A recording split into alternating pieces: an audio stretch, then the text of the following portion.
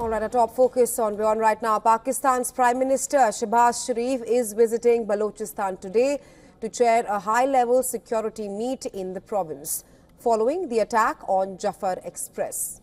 Pakistani authorities say that the attack on the train carrying over 450 people ended yesterday, with all 33 assailants being killed in the 30-hour siege.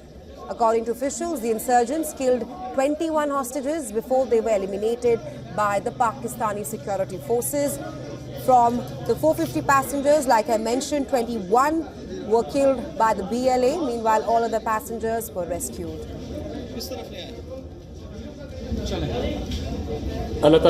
We thank God Almighty the operation that was underway in Balochistan reached its logical conclusion. In this operation, 33 terrorists were killed. Reports claim 27 off-duty soldiers were shot by militants. These soldiers had been travelling on the train as passengers, while one on-duty soldier was killed in the clearance operation.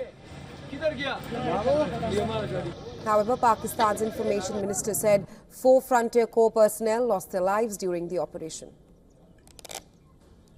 These 21 people who were killed were before the operation, and then 4 FC soldiers were martyred. Before and during the operation, with the delicacy, skill, bravery and courage, the soldiers of the Pakistan Army, the Air Force, the FC fought with these terrorists. Pakistan's Ministry of Foreign Affairs has said that the insurgents were in direct communications with their handlers in Afghanistan. The ministry called on Afghanistan to hold perpetrators and financiers of this attack accountable and bring them to justice. Meanwhile, the former Balochistan Chief Minister Akhtar Mengal in his post on X has claimed that the Pakistan government has lost all control over Balochistan as violence and instability continue to escalate.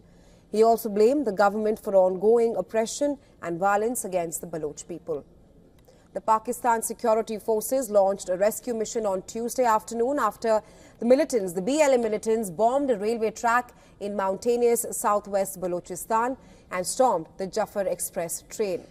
The assault was immediately claimed by the Baloch Liberation Army, which released a video of an explosion on the track, followed by dozens of militants emerging from hideouts. The insurgents held the passengers hostage, using women, children and elderly as human shields. The BLA has now demanded an exchange with security forces for its imprisoned members.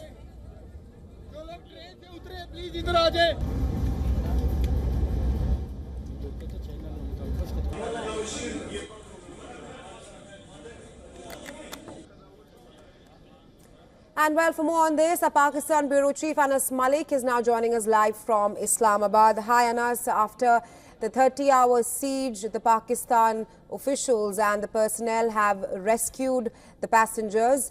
21 hostages were killed in that operation by the BLA, but the Pakistan Prime Minister will be visiting Balochistan right now. Talk to us more on that and the security situation right now.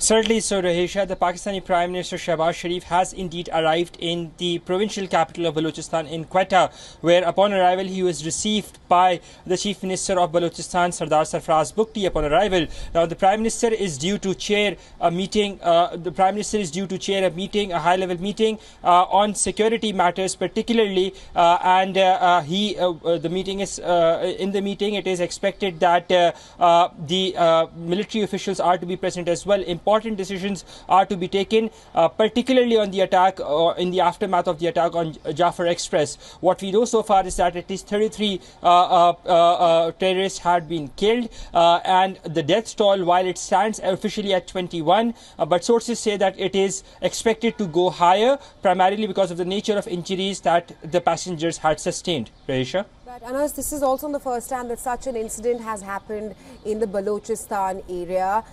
Talk to us about the way forward and the kind of decisions that the Pakistan government will have to take now. And do you think that the Pakistan government and the officials, they perhaps undermined the BLA and its intentions? Well, the BLA's modus operandi has clearly changed. They were in a guerrilla warfare, and now they've changed that to an asymmetric warfare. So, of course, that would be a headache for the Pakistani establishment or the government at large, or the security establishment at large. That is number one. Number two, the fact that the terror group went on to attack a passenger train. To quote the Pakistani military spokesperson, Lieutenant General Ahmad Sharif, he yesterday said that the rules of the games have now changed following the attack on the train. Previously, we have seen that attacks have indeed happened, but on railway tracks or on gas pipelines, not on passenger trains. On the 26th of August last year, we saw an attack on the train station itself, but not on a moving train. So, of course, there is a part of intelligence lapse, and particularly with the strategy the Pakistani security establishment will be opting against the terror group Baloch Liberation Army, we would be seeing a change in the approach, and I would not be surprised in case if the Prime Minister goes on to sanction military operation of sorts against terrorist groups such as the BLA itself, which continue to operate in Balochistan. Right, Anas, thanks very much for joining us on the show and getting us up to speed on this. We'll, of course, be tracking this very closely with you.